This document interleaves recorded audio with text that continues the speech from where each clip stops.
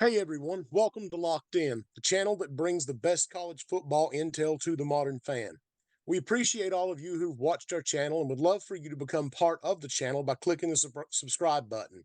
This will help us become more visible on YouTube and help us achieve our goal of raising football IQs everywhere through in-depth analysis in plain English. Thanks everyone. Stay locked in. Hey everyone, and welcome to Locked In's recap of the 2024 National Championship game, which gave us the Michigan Wolverines coming out on top of the Washington Huskies to claim their first national championship in 26 years, and honestly, the first outright championship in a lot longer than that. So tonight, what we're going to do is we're going to look at the, I guess, the good and the bad and the ugly from both sides, and see what helped Washington to put up a good fight through the middle stages of the game, and then what helped Michigan jump on top early and get a lead they never gave up, and piling on a little bit late. So, gentlemen, where do we start? We'll start with Washington's bread and butter. They've done it all year. Usually when you have your base plays in an offense, your bread and butter that you run all the time, usually it's a run play. Usually it's an inside zone or a counter or a trap, whatever it may be. Washington goes the other way. They run a screen pass. That is their run play.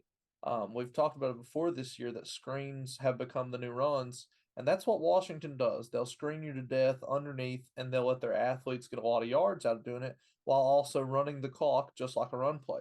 They do it here. They do it all game. They've done it all year.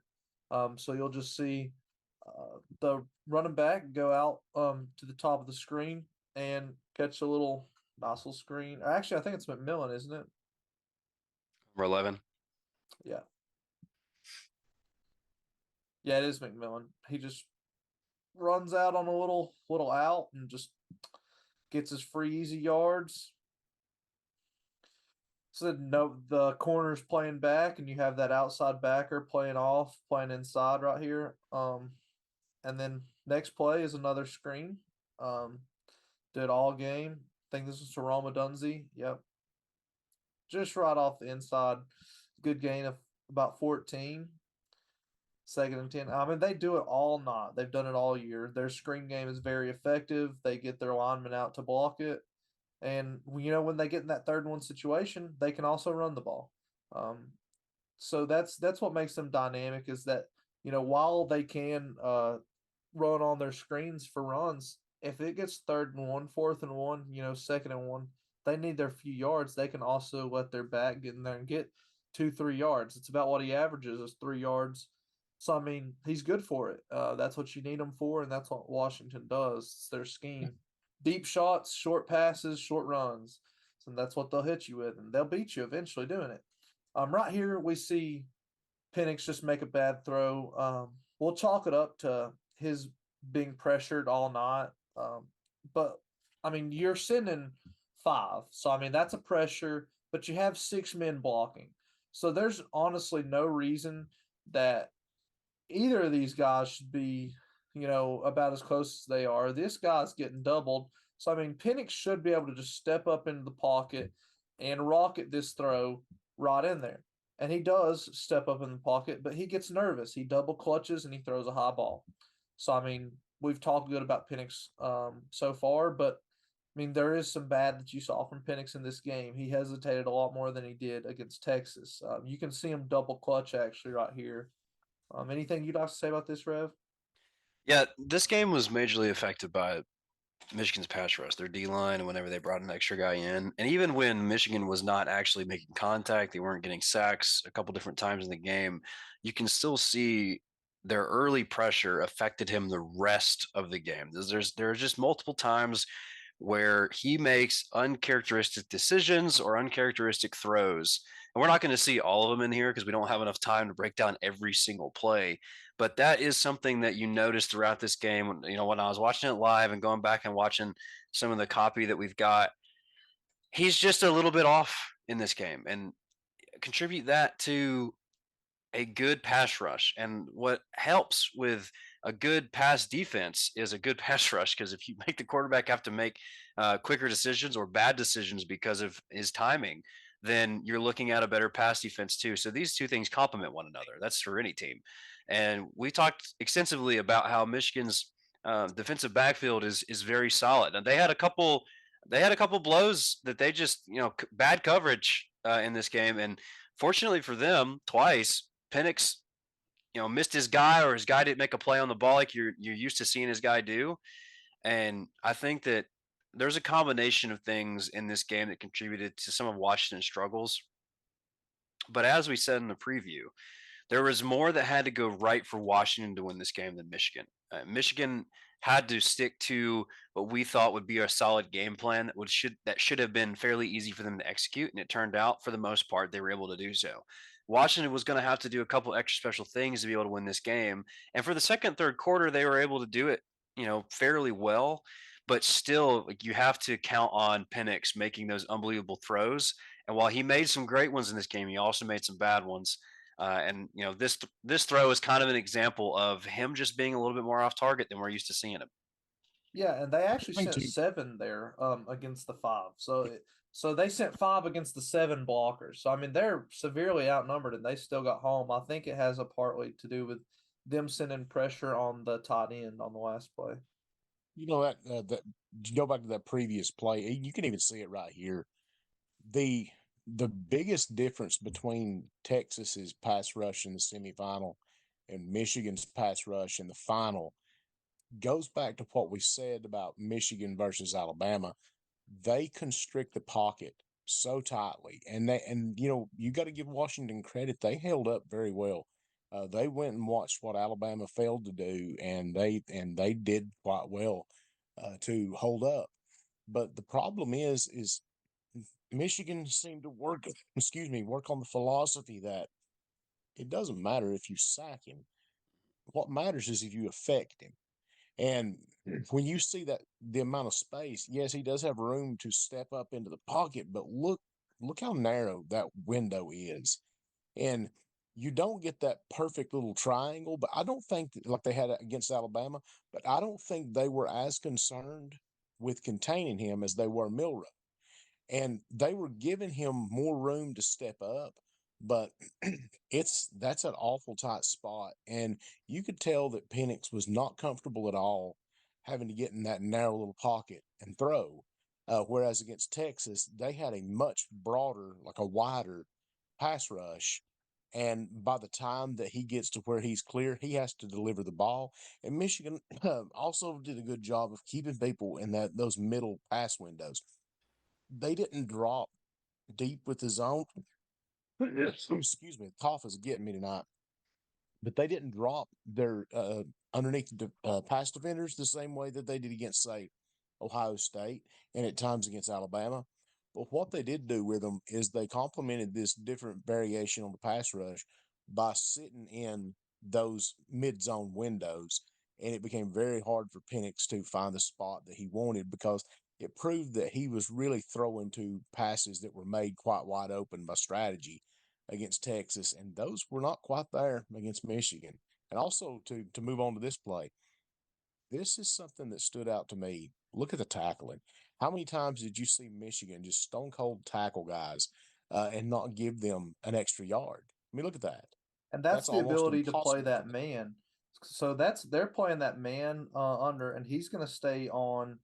I think it's McMillan the entire time. You'll watch them get locked up and just stay on them. So yeah, there you go. They're all 3 man on man out of that bunch, right there, and he just stays on them, stays locked in, and he even gets outside for the tackle to force him in case he broke off. So I mean, he has right leverage, he has contain, and he has good technique and makes the tackle. It's also What's the good football go, awareness go and ahead, Rick. intelligence with Zero.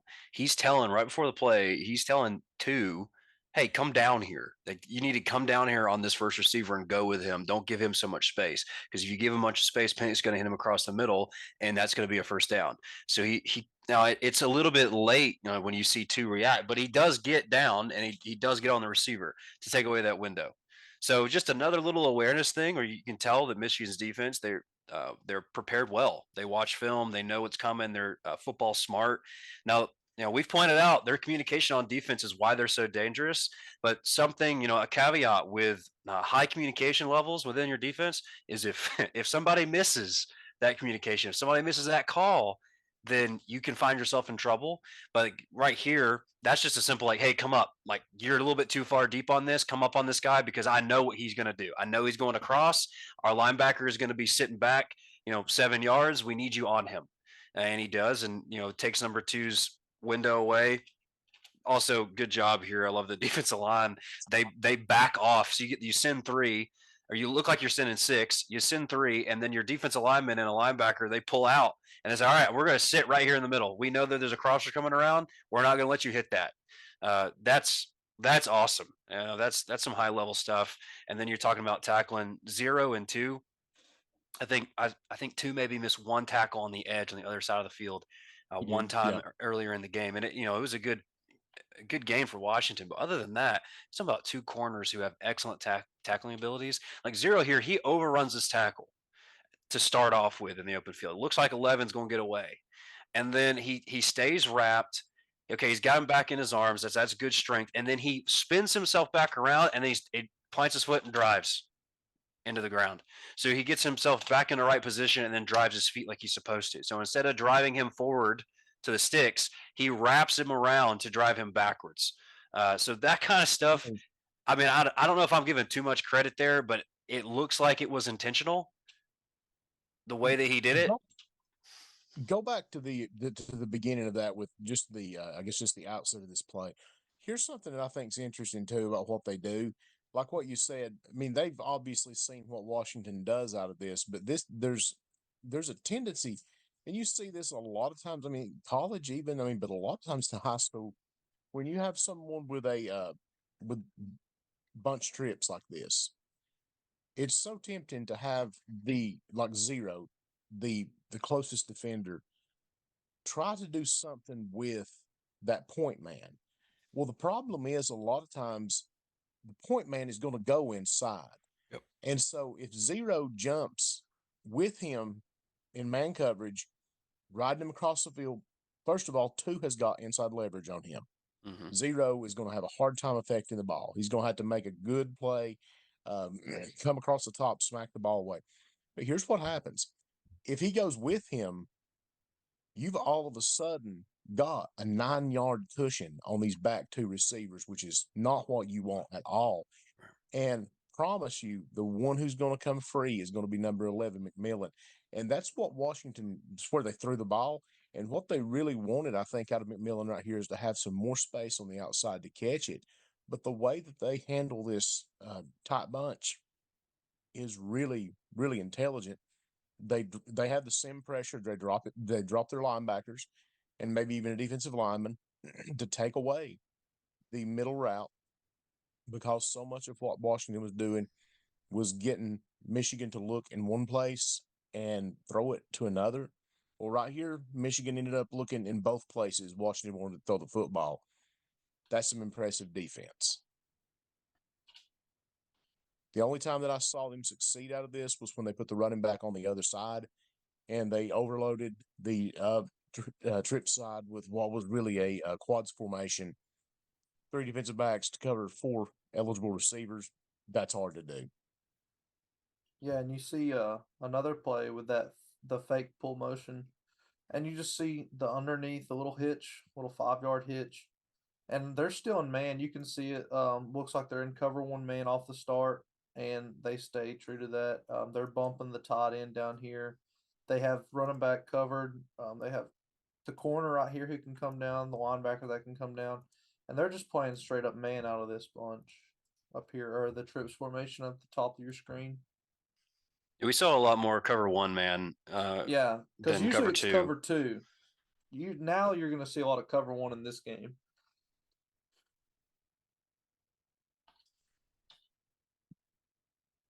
There we go, the motion, and look at the communication right here. Yep. Higher level defense. Well, that's just a good throw. Yep. I mean, that's a top window, good throw.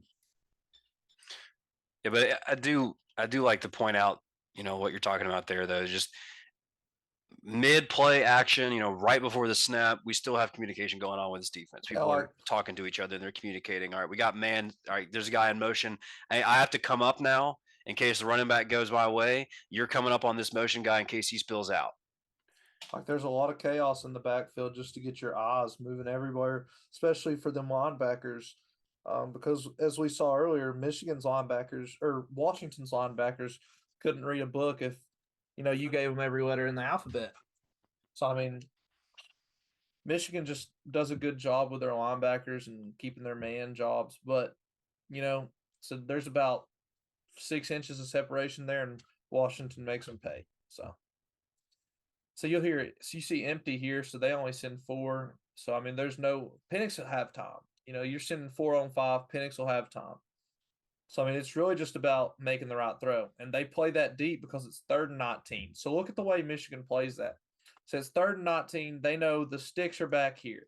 So you know what? They're going to play to the sticks, have their 3 guys underneath, and then send 4. And then this dude is going to branch out right here in the middle. That way you're running like a cover 3 prevent, pretty much. And it really works out well for them. So they only get about where they started. I think they got about 12 yards out of this. So, I mean, not anything to write home about. They didn't get the first down. So I mean, good job by Michigan realizing where the sticks are. And as we talked about earlier, they can do that. They know the steps where every stick is. They know what steps to make, how far to turn, when to let their man run off. They do a good job of that. You'll see a 4th and 7 here, and the next play after that one we just saw. Yeah, you'll see a 4th 7 right after that play. And they're working. Washington wants to get this. It's in the second quarter. They need points before they get down in the deficit. So they're 4th and 7. We got to go for it. They feel like. So you'll see again Michigan playing to the sticks. They have four men, defensive backs, linebackers. They have 4 men playing on the 40-yard line right here. So I mean, you'll see them all drop back. There'll be 4 guys on this line just playing to the sticks, and they do a very good job of keeping tight space in between them and every receiver out here, except for this one right here. He just gets a little rub right here, and he can go out right there. You just got to make that throw, and then they get lost in the transition. It looks like a cover 2 they went back into with these 2 safeties rolling deep, and then everybody else being at the line, and him being man. So, I mean, they just got beaten cover 2. I mean, that's a great cover 2 beater. It's where you beat cover 2 in the corners. So, I mean, I don't think it's that bad of a ball by Penix. A lot of people think it's a bad ball. But I think it's a drop. Hit his hands. The ball moved. Got to make that catch. 4th and 7. Come on. If you look at the steps of the receiver right there, he has his body turned the wrong way. Watch his feet. Right there. Yep. He is facing the ball. He's like, oh crap, I gotta turn around. So he's out of position for that ball. Yeah, So and I mean, if that corner didn't go with that out right there, and he would have went with that, the out would have been there for the first down as well. You'll see him have to make that choice right there, and he just goes to the out instead of going up because he knows he has help over top. But his help just is too far inside because they're playing cover 2, and he doesn't get there. So I mean, it's a great play call, just doesn't execute it well. And that's one that I think that more teams should run, honestly, as a cover 2 beater. It's like a And what it bench. is. Well, what it is it's just a smash concept, but you change it, and you have you have an out underneath the corner route instead of a hitch, and it's pretty doggone hard to defend that. And we once upon a time, we saw that first time I ever seen that play ran was probably 4 years ago, maybe. We saw the Alcoa team, Tennessee high school football team, really good. mhm. That's how they ran smash back then, and it really creates a lot of space, and they just take advantage of the fact that safety stays on the hash right here, and quite good. Michigan defended it well, but it's just a great play.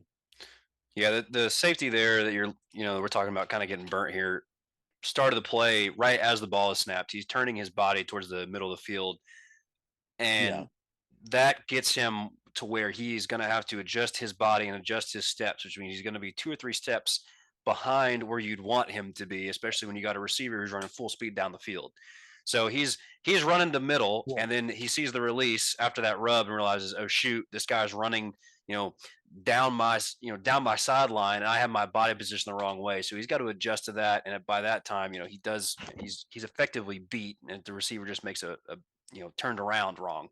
Yeah, it's And even if you almost go back and it's almost like they if you messed go up to their look at that- coverage. I look say at that though. it's almost like they There's messed something up their coverage though. I don't think that he messed up the coverage so much as look at the two safeties. Safety on the left side, the bottom of the screen, is turned the right way. Correct. Problem is that the right safety is playing left safety the way he's turned. Yep. And so I'm with Reb there. Is like I think if he's turned the other way, he can make a break on that ball. But he's got to make a big move, have a new acceleration. He can't get there. There's no way in the world he can cover it. And also he stops too. Mhm. Right here. He's looking at the sticks. I mean, this is not necessarily bad, from him, because he's playing safety, so he's playing deep. He's looking back behind him to see what's going on, see if the throw is coming under the sticks. But he does not need to do that here. And I guess that's the thing that we talk about, responsibility wise. You have 4 guys who were replaced, 2 guys who are replacing the safeties, and you have the 2 linebackers coming up, and then the corners who are going to be on the sticks. So there's always going to be 4 around that line. So when you're that safety and your job is to stay deep in case they send anybody deep this very play, then you can't stop just to look around, at least not where you're at here. You're in bad positioning. I mean, but at the same time, like that's what you're taught here. You get deeper. Don't let anybody get deeper than you, and then make sure that the play is not made underneath you.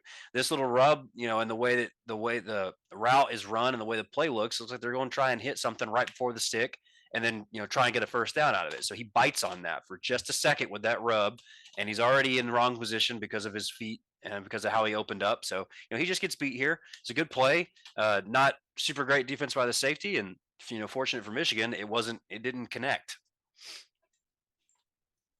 It looks like we're gonna have a man again, but they dropped in the zone. So I mean, they got a good disguise there, and they send 4, and I mean, they just get home.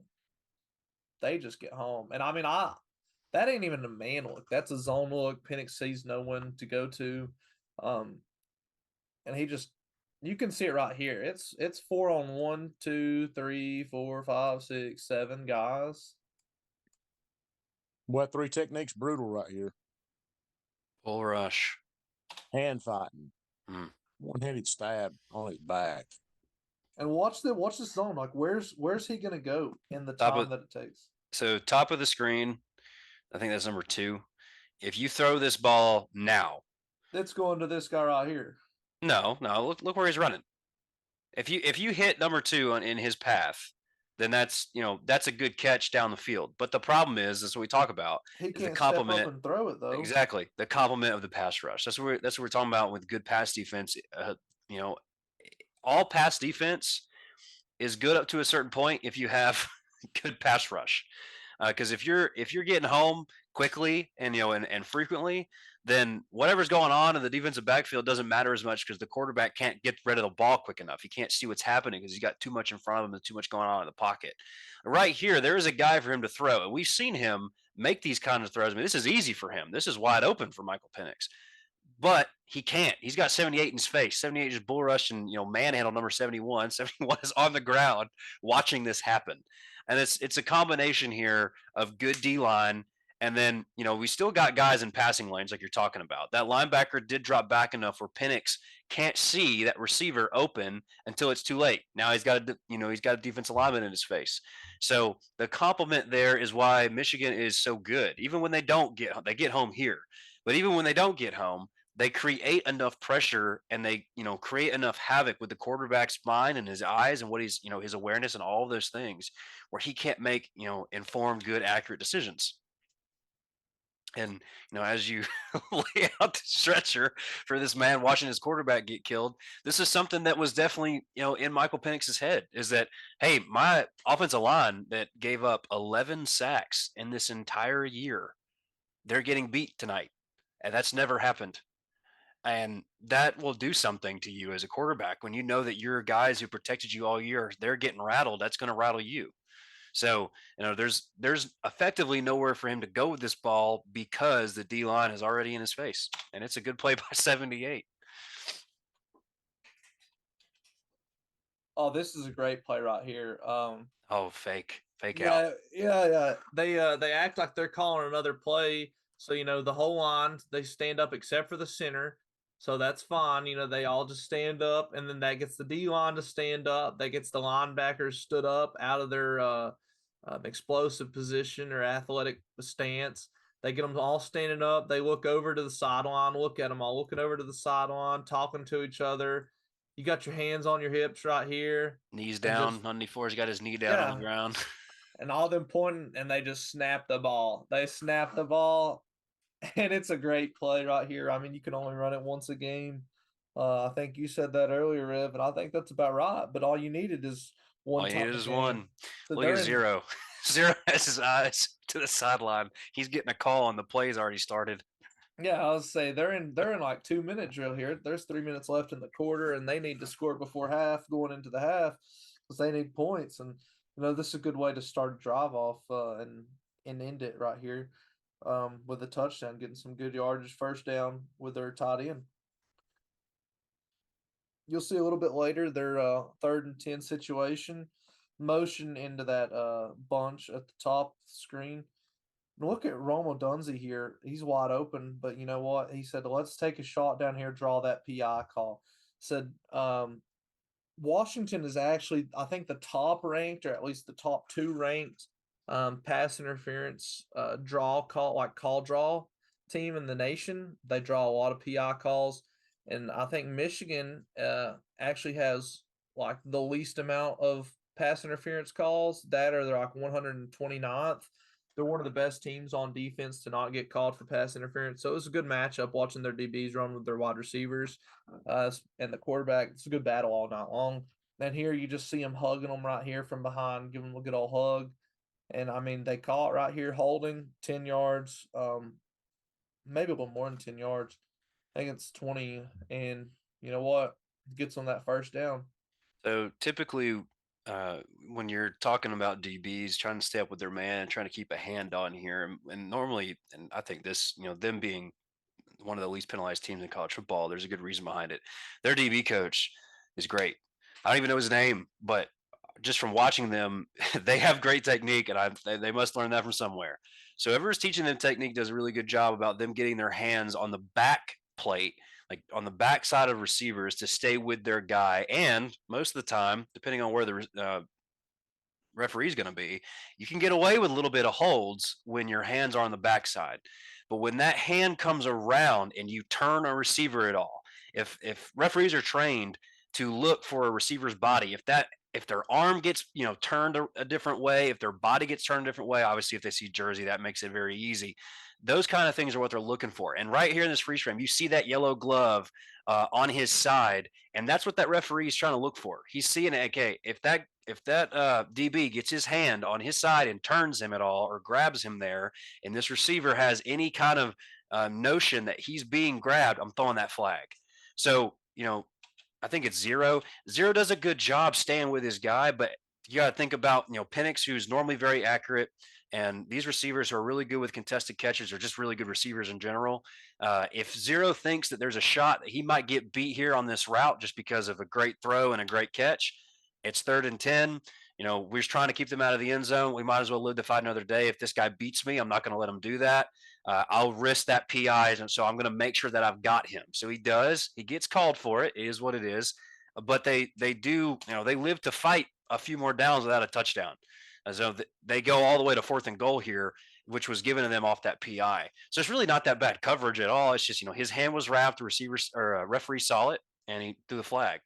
But you live to fight another day. You don't give up a touchdown. You get them in a good position here. There's 51 seconds left. You got them at 4th and goal. So from the defensive side, that was a win because you kept them out of the end zone and you kept on fighting. And then, here we see in this play, Washington scores right before halftime. And it was just a good ball. 11 beat 0 that time all the way. And Penix threw a good ball right in the spot.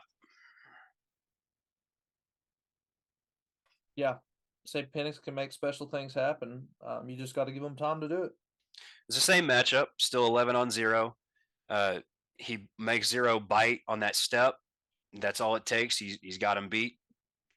Sees him and throws it. That one kept Washington this game because it was getting close to looking ugly.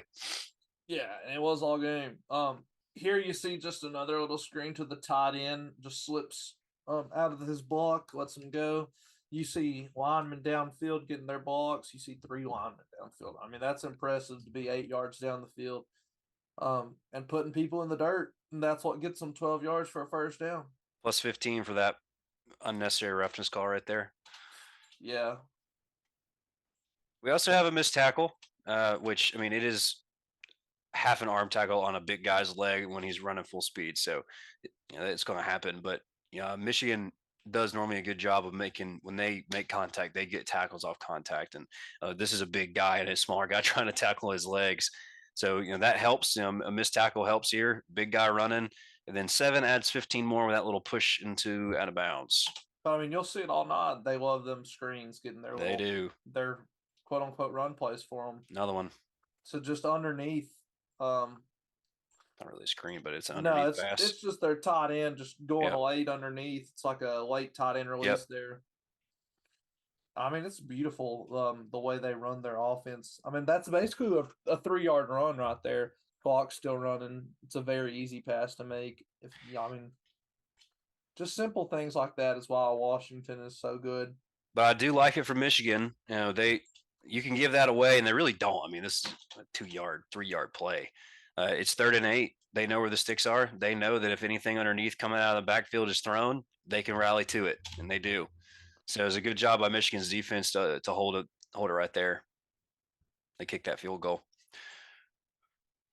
Here we'll see motion into that trips bunch at the top, and you'll see you'll see just a major drop here. And I mean, you got to have these. You have to have these. You just see the running back go out into the flats like we saw all game, just on a little swing pass. And I mean, I don't know if he heard footsteps or what, but he had the first down there on a crucial 3rd and 4 late in the game to put them back into a tie ball game with Michigan. Really changed the momentum of this game right here.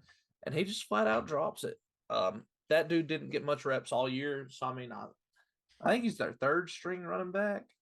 So, I mean. Yeah, he is because it's 7 and 4. So that's number 8. So, I mean, big-time players make big-time plays. Give it to your big-time players here. He hadn't secured the ball by the time he turned his head. So that ball he's still fumbling it, trying to get that thing in his hands and secured. He already has his head turned to see where he's going and who's coming. He sees 25. Ball still not secure. He drops it. Here we'll see a motion from McMillan. And then just doubles on each on each side. And we see Rome Odunze finally get that catch that he's waiting for all night. I mean, that's the same play they had ran 3 times all night. The first time he dropped it, second time he called it, and they got a call for holding. And then the 3rd time he finally catches it. I think Washington here is just a little too late right here. There's 6 minutes left in the game, so they needed the score here, had to have it, but it's just a little too late. So we got a defensive call here. Zero's motioning over to the other corner, and he's telling him something, and then you still have 9, which is a safety that we saw kind of get burnt before. Same guy, similar. I mean, it's the same concept. It's the exact same thing. It's that little corner route with the out underneath. Yeah. Now you can't see it in this film, and that's why I went back to see if I could. After this play, and in fact, it happened after the other play too, but you still didn't see it in the film, so I didn't mention it there. But I want to mention it here.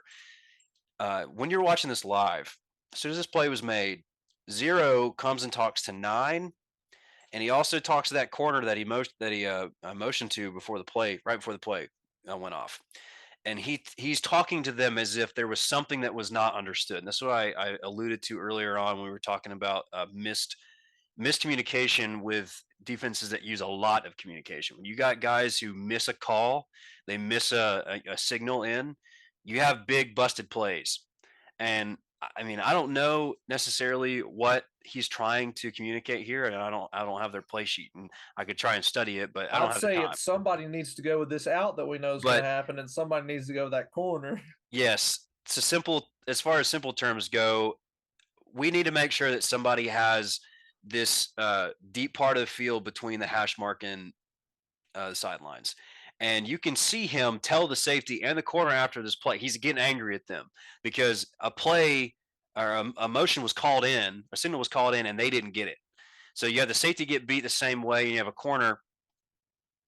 So I don't know, who he's wanting to have this responsibility, but I do know that both times you saw Zero communicate with his, and I think number 2 does it a different time. They communicate with their other DBs like, "Hey, we missed this call. We got to get this right."